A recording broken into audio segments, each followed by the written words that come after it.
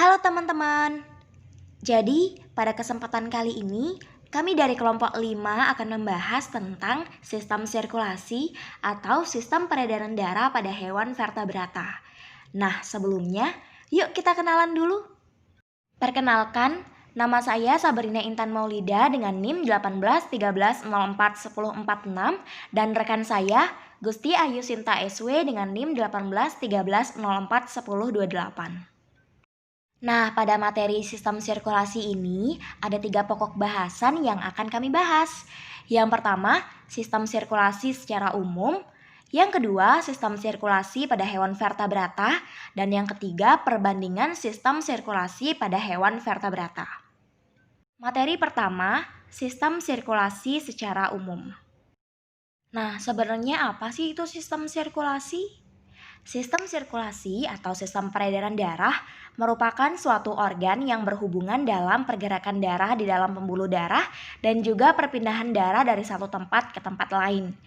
Fungsinya yang pertama untuk mengangkut zat makanan atau nutrien dari usus ke seluruh jaringan tubuh, kemudian mengangkut zat ampas dari jaringan tubuh ke alat pembuangan, kemudian mengangkut O2 dari paru-paru atau insang ke seluruh jaringan tubuh, kemudian mengangkut CO2 atau karbon dioksida dari seluruh jaringan tubuh ke paru-paru atau insang, kemudian mengangkut hormon dari kelenjar endokrin ke tempat sasaran, dan yang terakhir mendistribusikan panas dari sumbernya ke seluruh bagian tubuh.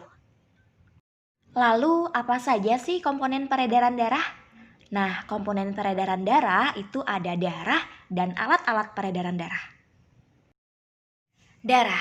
Darah merupakan komponen dalam sistem sirkulasi yang berperan penting dalam mendistribusikan berbagai senyawa esensial yang dibutuhkan oleh tubuh. Darah hewan vertebrata terdiri atas sel-sel darah yang tersuspensi di dalam plasma dan beredar menuju organ-organ tubuh. Fungsi darah yaitu mengedarkan sari makanan ke seluruh tubuh, mengangkut oksigen ke seluruh tubuh, membunuh kuman yang masuk ke dalam tubuh, menutup luka yang dilakukan oleh keping-keping darah, dan menjaga kestabilan suhu tubuh. Komponen darah terdiri dari cairan yang berupa plasma darah dan sel-sel darah berupa eritrosit, leukosit, dan trombosit. Sel darah yang pertama yaitu trombosit. Nah, trombosit ini merupakan kepingan darah yang dibentuk di dalam sumsum tulang merah. Trombosit ini memiliki peran dalam proses pembukuan darah saat terjadinya luka. Selanjutnya yaitu eritrosit. Eritrosit adalah sel darah merah yang merupakan jenis sel darah yang paling banyak dan berfungsi membawa oksigen ke jaringan-jaringan tubuh hewan vertebrata. Selanjutnya leukosit. Leukosit ini merupakan sel darah putih yang berfungsi untuk membantu tubuh melawan berbagai penyakit infeksi sebagai bagian dari sistem kekebalan tubuh. Selanjutnya jenis-jenis sel pada sel darah putih. Yang pertama ada granulosit yang terdiri atas eosinofil, basofil, dan neutrofil.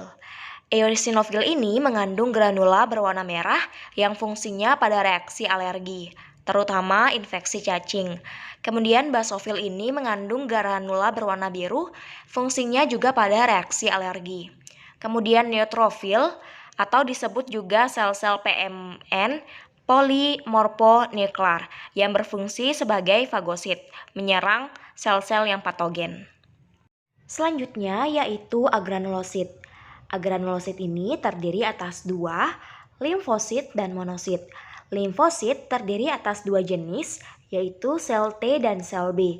Keduanya berfungsi untuk imunitas dan kekebalan tubuh.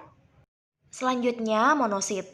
Nah, monosit ini berukuran paling besar di antara seluruh jenis leukosit lainnya. Fungsinya untuk mencerna sel-sel yang mati atau rusak dan memberikan perlawanan imunologis atau kekebalan. Komponen peredaran yang selanjutnya adalah alat-alat peredaran darah. Nah, alat-alat peredaran darah yang pertama jantung. Jantung ini berfungsi sebagai pemompa darah. Ukurannya sekepal tangan masing-masing orang. Jantung ini tersusun atas otot jantung yang memompa darah ke seluruh tubuh. Jantung berdetak sekitar 72 kali per menit. Jantung hewan vertebrata yang paling sempurna adalah jantung dari kelas mamalia. Nah, jantung dari kelas mamalia ini memiliki 4 ruang.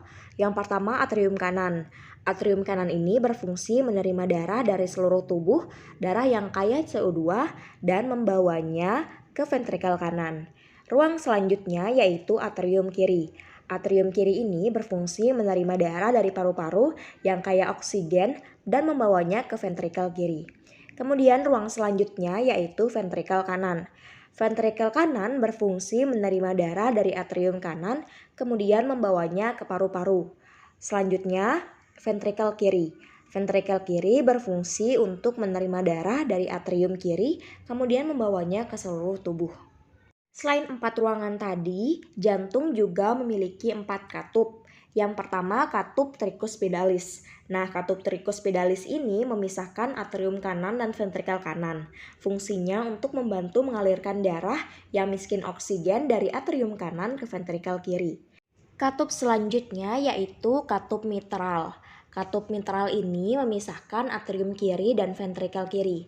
Katup ini dapat terbuka saat darah yang kaya oksigen dari atrium kiri hendak mengalir ke ventrikel kiri. Fungsi dari katup ini adalah untuk mencegah darah yang telah berada di ventrikel kiri kembali lagi ke atrium kiri. Katup ketiga yaitu katup aorta. Katup aorta ini memisahkan ventrikel kiri dengan aorta. Jadi perubahan tekanan darah pada kedua sisi katup menyebabkan katup dapat terbuka dan tertutup. Fungsi katup aorta ini adalah untuk mencegah darah mengalir ke arah yang salah. Katup keempat yaitu katup pulmonal. Katup pulmonal ini memiliki fungsi mengalirkan aliran darah dari ventrikel kanan ke arteri pulmonalis yang membawa darah ke paru-paru untuk mengambil oksigen. Alat-alat peredaran darah yang kedua adalah pembuluh darah. Nah, pada jantung terdapat 3 macam pembuluh darah. Yang pertama, pembuluh nadi atau arteri. Yang kedua, pembuluh balik atau vena. Yang ketiga, pembuluh kapiler. Oke, kita bahas satu-satu. Yang pertama, pembuluh nadi atau arteri. Nah, pembuluh nadi atau arteri ini merupakan pembuluh yang mengangkat darah dari jantung ke seluruh tubuh. Arteri ini dibagi menjadi 2. Yang pertama, pembuluh nadi besar atau aorta. Aorta adalah pembuluh darah yang keluar dari bilik kiri dan mengangkut darah yang mengandung O2 atau oksigen. Yang kedua yaitu pembuluh nadi paru-paru atau arteri pulmonalis. Arteri pulmonalis ini adalah pembuluh darah yang keluar dari bilik kanan menuju paru-paru dan mengangkut darah yang mengandung CO2. Pembuluh darah selanjutnya yaitu pembuluh balik atau vena. Nah, pembuluh balik atau vena ini merupakan pembuluh yang mengangkut darah dari seluruh tubuh menuju jantung. Vena dibedakan menjadi sebagai berikut. Yang pertama, vena cava superior. Vena cava superior ini berfungsi untuk membawa darah yang mengandung CO2 dari tubuh bagian atas ke seluruh serambi kanan. Kemudian vena cava inferior fungsinya untuk membawa darah yang mengandung CO2 dari tubuh bagian bawah ke seluruh serambi kanan jantung. Dan vena terakhir yaitu vena pulmonalis fungsinya untuk membawa darah yang mengandung O2 dari paru-paru ke serambi kiri jantung.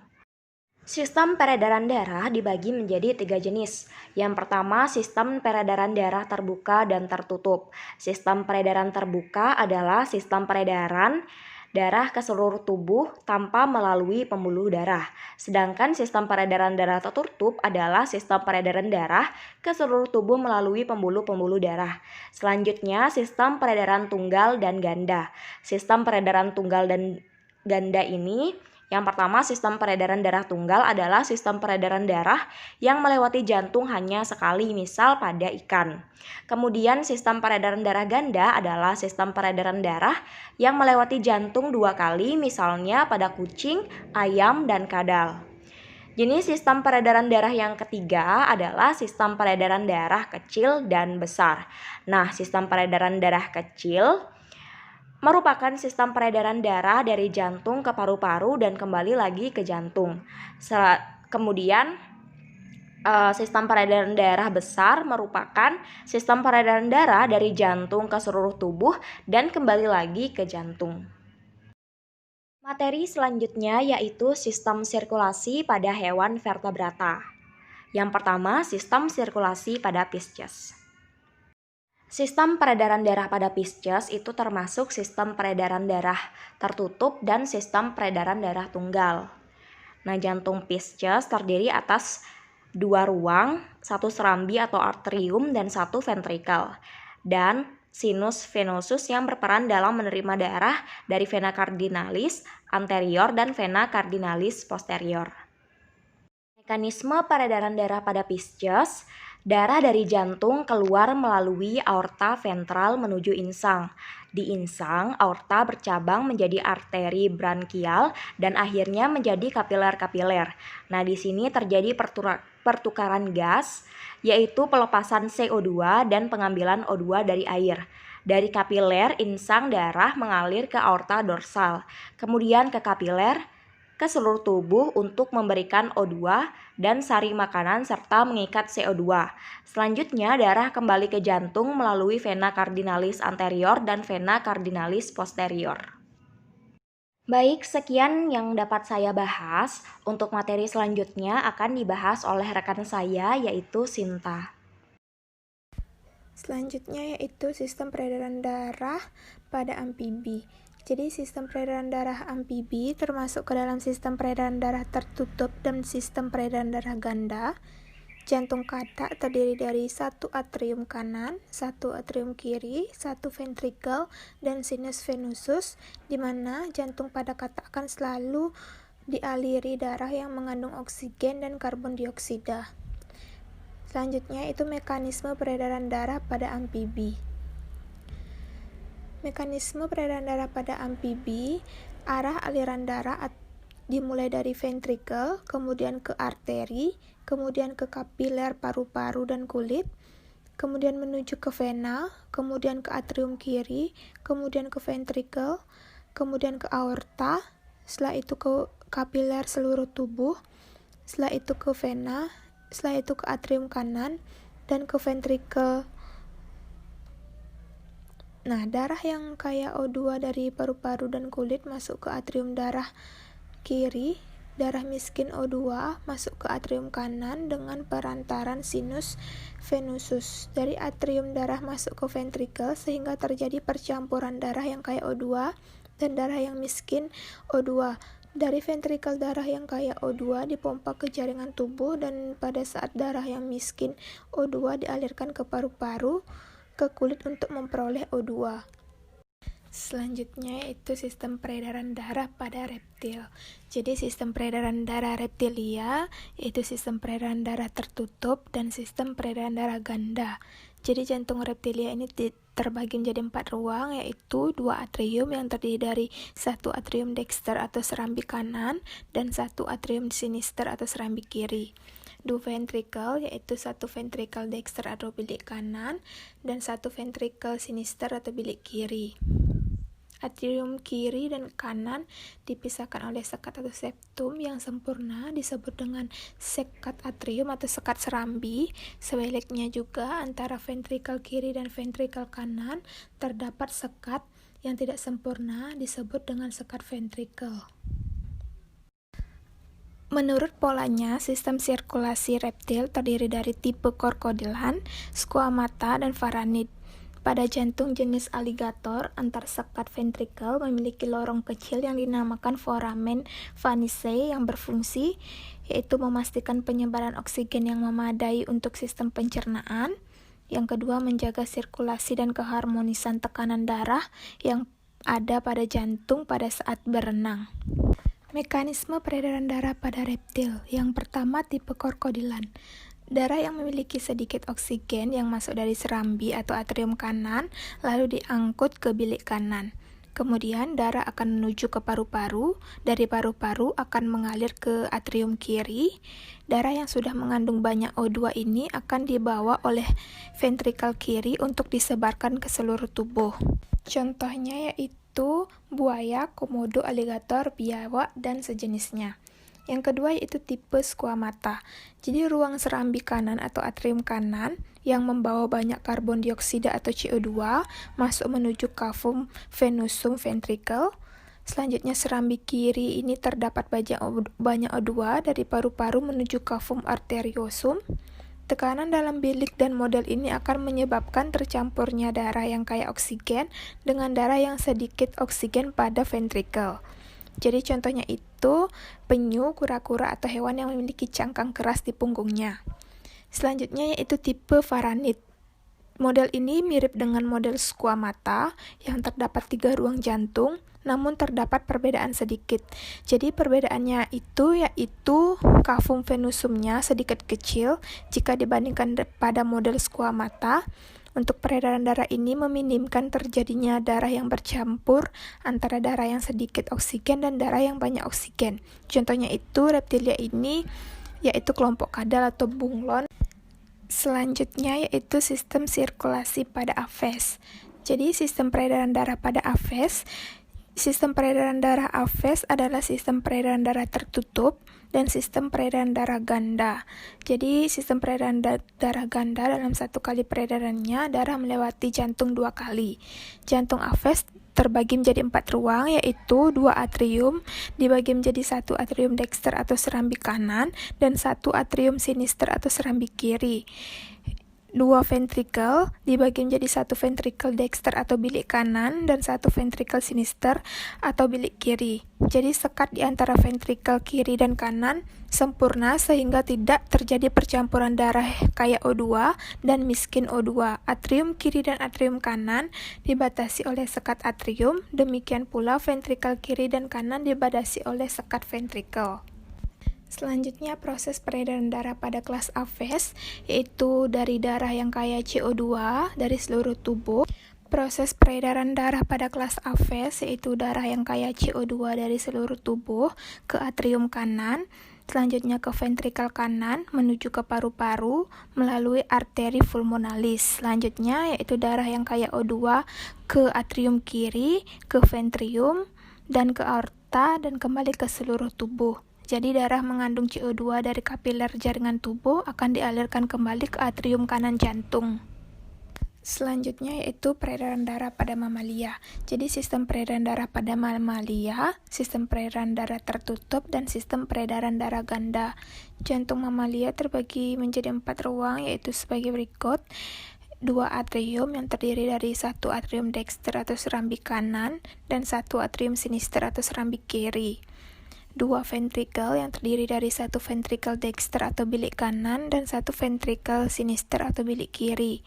Jadi sekat di antara ventrikel kiri dan ventrikel kanan sempurna sehingga tidak terjadi percampuran darah yang kaya O2 dan miskin O2. Jenis peredaran darah mamalia yaitu peredaran darah kecil dan peredaran darah besar. Arah aliran darah pada mamalia yaitu dari ventrikel kanan menuju ke arteri pulmonalis, kemudian menuju ke kapiler paru-paru, menuju ke vena pulmonalis, kemudian ke atrium kiri, kemudian ke ventrikel kiri, kemudian ke aorta, kemudian ke kapiler seluruh tubuh, kemudian ke vena atau cava dorsalis dari bagian belakang tubuh dan cava ventralis dari bagian depan tubuh, selanjutnya ke atrium kanan dan ke ventrikel kanan. Jadi selanjutnya itu tabel perbandingan sistem sirkulasi pada hewan vertebrata. Yang pertama pada Pisces, sistem sirkulasi tertutup tunggal, jumlah ruang jantungnya ada 2, 1 ventrikel dan 1 atrium. Jadi untuk sekat jantungnya itu terdapat katup yang mengalirkan darah ke satu arah, darah tidak tercampur. Pada amfibi, sistem sirkulasinya tertutup ganda, jumlah ruang jantungnya ada 3, 1 ventrikel dan 2 atrium. Sekat jantungnya ada sekat di ventrikel, namun darah masih tercampur. Untuk reptil, sistem sirkulasinya tutup ganda, jumlah ruang jantung itu ada 4, 2 ventrikel dan 2 atrium. Sekat jantungnya itu sekat ventrikel tidak sempurna, darah masih bercampur. Pada sistem sirkulasi aves, yaitu tertutup ganda, jumlah ruang jantung ada 4, 2 ventrikel dan 2 atrium. Sekat jantungnya sekat ventrikel adalah sudah sempurna, darah tidak tercampur. Yang terakhir yaitu sistem sirkulasi pada mamalia, yaitu tertutup ganda, jumlah ruang jantungnya ada 4, 2 ventrikel dan 2 atrium, sekat jantungnya, sekat ventrikel sudah sempurna, darah tidak tercampur. Baik teman-teman, karena seluruh topik sudah kami bahas, jadi kami mohon undur diri terlebih dahulu. Sebelumnya mohon maaf apabila materi yang kami sampaikan ini terdapat kekurangan, dan sampai jumpa di lain waktu.